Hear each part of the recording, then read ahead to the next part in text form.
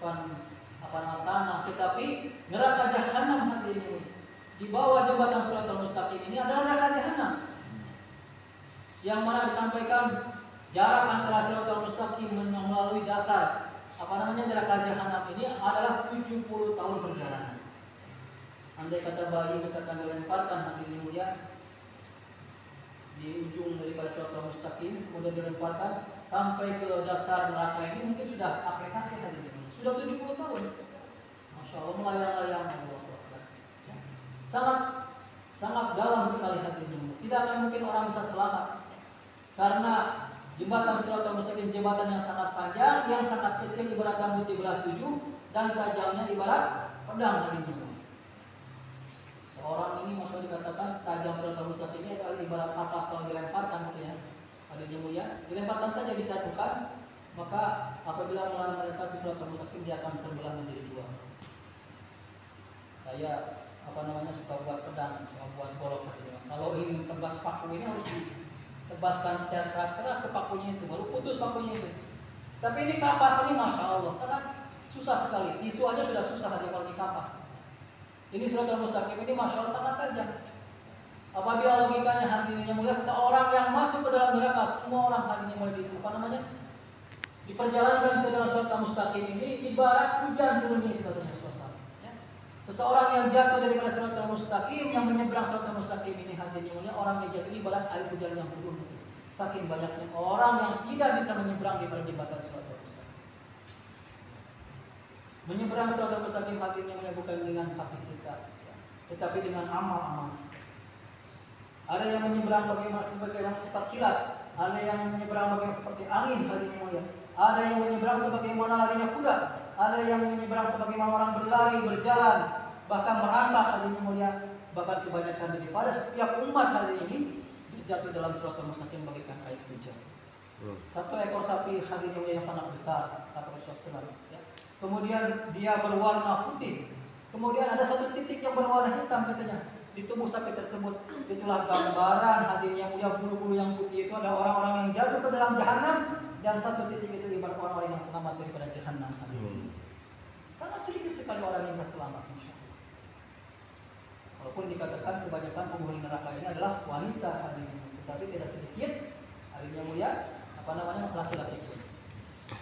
Kita lihat saja, koreksi saja hadirin. Berapa perbandingan umat Islam di seluruh dunia ini?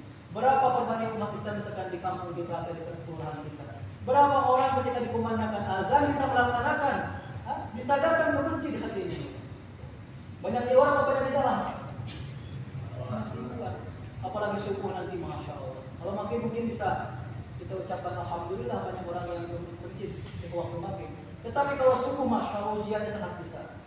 Walaupun hanya 2 rakaat tetap walaupun hanya 2 rakaat tetapi itu masya Allah berat kita laksanakan ujiannya. Maka dalam satu sampaikan, maka kata seorang ini tahu pahala orang yang berjamaah sholat isya dan sholat subuh, maka dia akan pergi ke masjid walaupun harus merangkak-rangkak.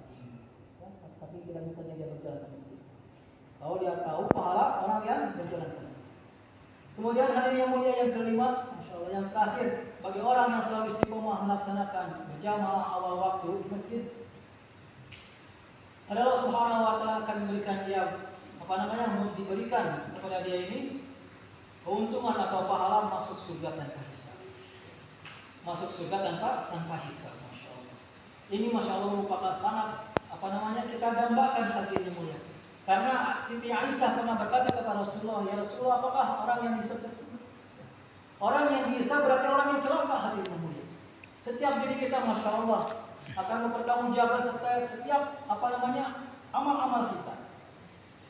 Allah Subhanahu wa Ta'ala bahkan satu hadis sampaikan tidak akan bergeser kaki seorang hamba sebelum ditanya 4 perkara.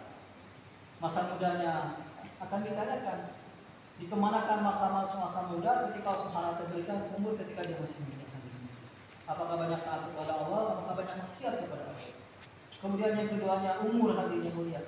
Dihabiskan kemana? Mungkin waktu masih muda banyak lalainya atau banyak perkara-perkara maksiat yang dia lakukan, tetapi mungkin di akhir hayatnya masya Allah dia akan mendapatkan suatu kebaikan hingga mati dalam husnul khatimah.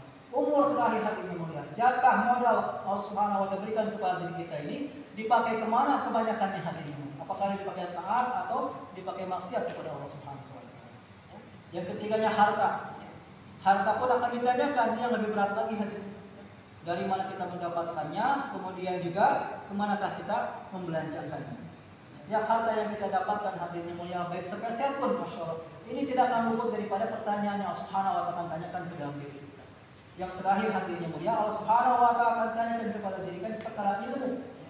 Ilmu ini Masya Allah, yang Allah Subhanahu wa taala berikan kepahaman ke dalam diri kita, yang pernah sudah diamalkan. Karena kewajiban ilmu ini hadirnya mulia, kita cari ilmu, kemudian juga kita amalkan dan kita sampaikan. Balighu anni walau ayat. Sampaikan walaupun hanya satu ayat. Ini penting hadirnya mulia, Masya Allah. Maka apabila seseorang ini hadirnya mulia bisa menjaga terus amalan berjamaah,